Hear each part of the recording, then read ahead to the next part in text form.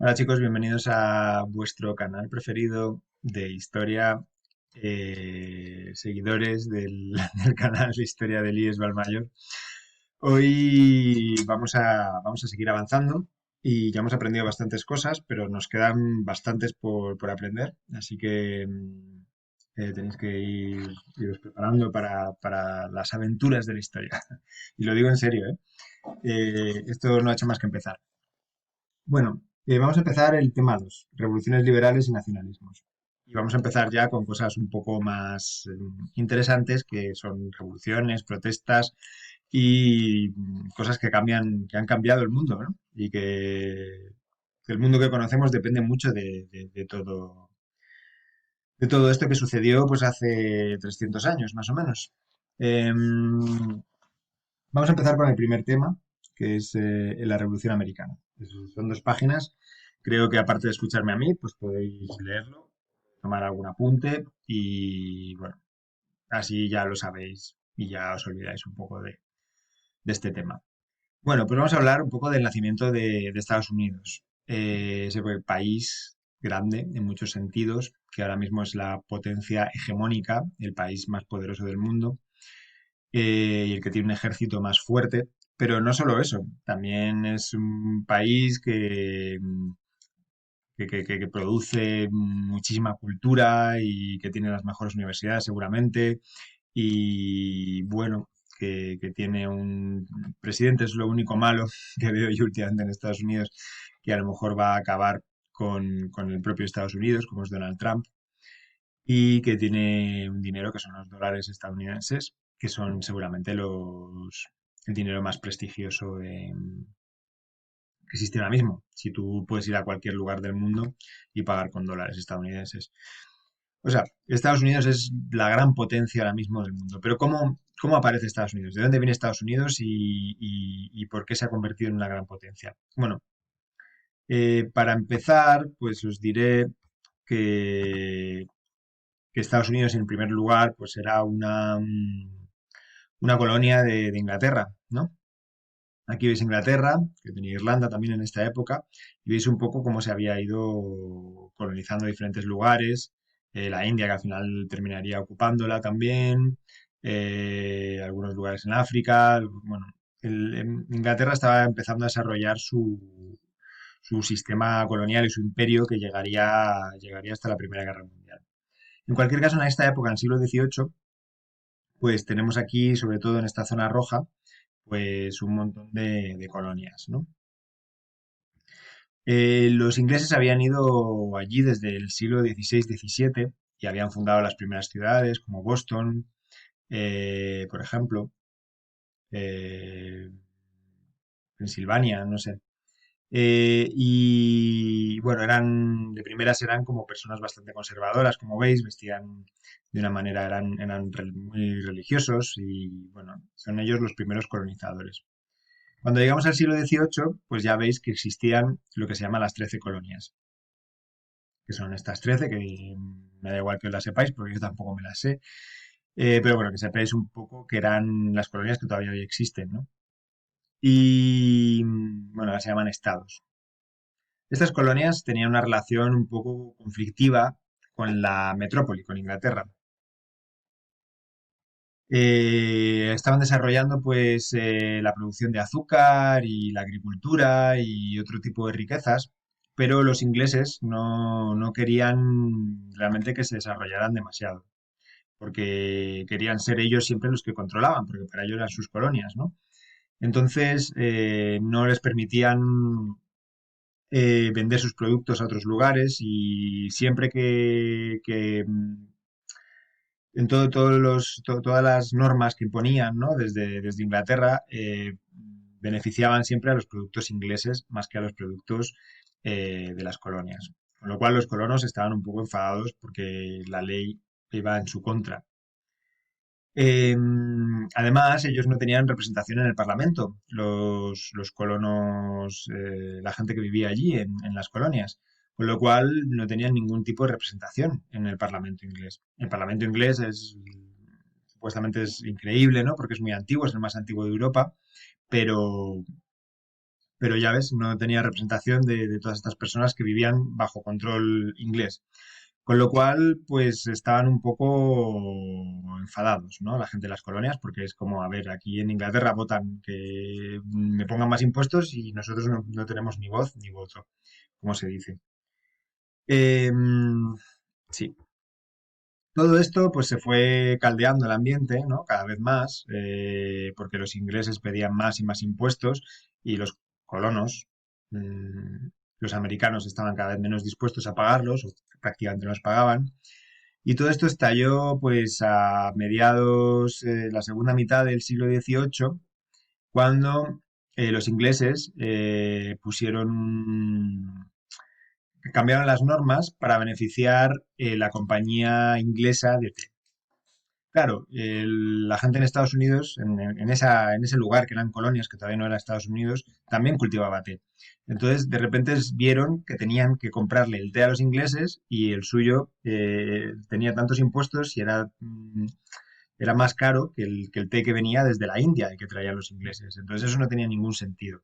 La gente se estaba arruinando y el gobierno estaba beneficiando el comercio inglés más que el comercio de las colonias.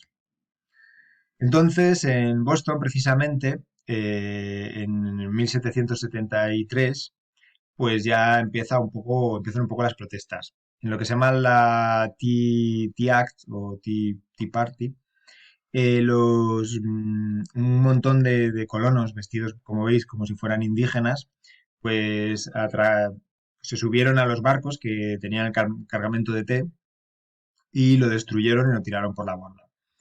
Bueno, obviamente a los ingleses esto pues no les gustó demasiado, ¿no? En plan, uy, aquí me parece que quieren guerra. Entonces, bueno, pues a partir de ahí pues se desarrolló la guerra, poco a poco. Es que tampoco vamos a entrar en detalles lo que más me interesa de este curso es que os quedéis con los conceptos claves y los grandes momentos de la historia. Entonces tampoco creo que tenga mucho sentido que hablemos de cómo fue desarrollándose la guerra, porque es una guerra, a veces ganan los ingleses, a veces ganan los colonos. Y bueno, lo que sí que está claro es que los ingleses tenían un ejército de verdad y los colonos no. Los colonos se armaron como pudieron y tenían un ejército irregular, se dice. Pero bueno, lo importante del caso es que, bueno, también una cosa importante es que los colonos fueron ayudados por Francia y por España, que estaban un poco enfadados con Inglaterra. Con lo cual, bueno, pues tenían sus aliados. El caso es que esta guerra duró ya unos cuantos años y en el 1776, 3 años después, pues se produjo la independencia de lo que sería Estados Unidos. Todavía no era Estados Unidos, ¿no? Este personaje que es Jefferson escribió la Declaración de Independencia, que es un texto muy interesante en el que cogen todas las ideas de la Revolución Francesa, de los ilustrados franceses, ¿no? De igualdad ante la ley, libertad. Era un poco cómico porque existía esclavitud en Estados Unidos, ¿no? Entonces hablaban de libertad, pero no para los negros, solamente para los blancos. Pero bueno, en cualquier caso, fue el primer texto, la primera constitución de la historia, ¿no?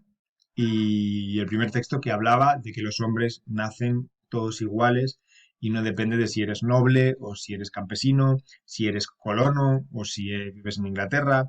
Da igual dónde nazcas. Nosotros, como personas, todos deberíamos tener los mismos derechos, ¿no? Es verdad que luego Estados Unidos y otros países pues no se caracterizan por ser muy respetuosos a veces con ciertas minorías. Hemos visto ahora con lo que pasa con los afroamericanos.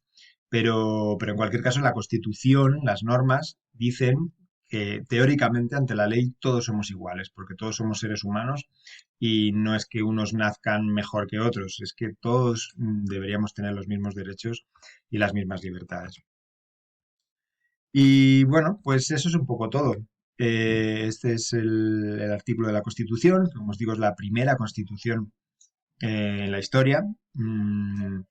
Y bueno, lo bueno del sistema estadounidense, por lo que creo que ha funcionado tan bien, es porque desde el principio tuvo un sistema de gobierno muy, muy, muy innovador. Ya te digo, siguió exactamente todo lo que decían los ilustrados y creó un sistema que ya desde el principio era realmente moderno. Eso no pasó en Europa. En Europa hemos tardado mucho, mucho tiempo, muchas revoluciones y todavía no tenemos un sistema de gobierno tan perfecto. Así que, bueno, simplemente deciros así brevemente que, que realmente, por ejemplo, aquí serían los tres poderes y Constitución del 87 y realmente hay una separación. En España, como vemos, no existe una auténtica separación de poderes. Ese es uno de los problemas que tiene nuestro sistema, que el Ejecutivo controla al Judicial y el Legislativo prácticamente no existe. Aquí no, aquí por ejemplo el Senado, veis aquí, es un aparato es el aparato general más importante del aparato legislativo, pues sí que puede controlar bastante al presidente y es lo que se ha visto con Donald Trump. O sea, si Estados Unidos sigue existiendo de una manera más o menos lógica, es porque Donald Trump está controlado por los diferentes organismos del Estado y no puede hacer lo que quiera. Si él pudiera hacer lo que quisiera, pues imagínate dónde estarían los pobres. Pero pero el Senado puede vetar perfectamente al presidente y el Tribunal Supremo también podría controlar bastante al presidente. Con lo cual es un sistema que los tres poderes están separados y funciona bastante bien. Eh, Así que, bueno, yo creo que ese es uno de los éxitos de Estados Unidos, el haberte contado con la primera constitución de la historia y establecer un sistema liberal, vamos a decir, un sistema ilustrado en aquella época, mientras en Europa todavía estábamos luchando contra los reyes y teníamos unas cargas tremendas, ¿no? Bueno, pues así acabamos. Aquí está pues, George Washington, que es el primer presidente de Estados Unidos y que es el que aparece en los billetes de $1. Y bueno, pues la Revolución Americana fue un ejemplo, claro, en Europa. Se pueden hacer revoluciones, se pueden cambiar las cosas. Eso lo veremos la semana que viene en la Revolución Francesa, que es realmente la gran revolución y el gran cambio que realmente hace que las cosas sean muy diferentes, que empiece una nueva era en la historia, que es más o menos la era en la que nos encontramos nosotros, ¿no? Bueno, pues un saludo y espero veros en clase. Haced el cuestionario, por favor, a tiempo y nos veremos pronto. Chao.